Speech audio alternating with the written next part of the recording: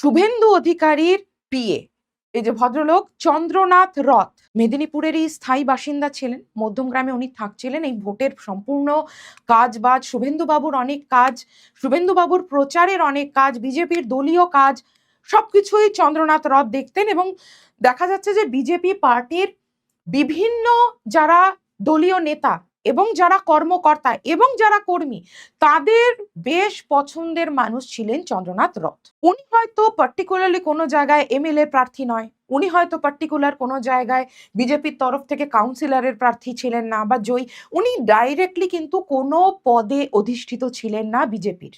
যেটা উনি করতেন সেটা হচ্ছে মেনলি একজন আত্মসহায়ক অথবা পিএ হয়ে শুভেন্দু বাবুর কাজ দেখা, বিজেপির দলীয় কাজ দেখা এবং বিজেপির দলীয় আরো যারা বড় বড় নেতা আছে এবং কর্মকর্তারা আছে এবং যারা গ্রাউন্ডে কাজ করা কর্মীরা আছে তাদের সঙ্গে চন্দ্রনাথ রথ কাজ করতেন। তো উত্তর চব্বিশ পরগনার কোথায় হলো? মধ্যমগ্রামে। আমি যেটা বলছিলাম, আমাদের বাড়ির থেকে জাস্ট 700 মিটারের দূরত্বে এই জিনিস হচ্ছে। এবং যখন হচ্ছে তখন যে খুব রাত হয়ে গেছে তাও নয়, ঘটনা হয়েছে রাত 10:20 PM।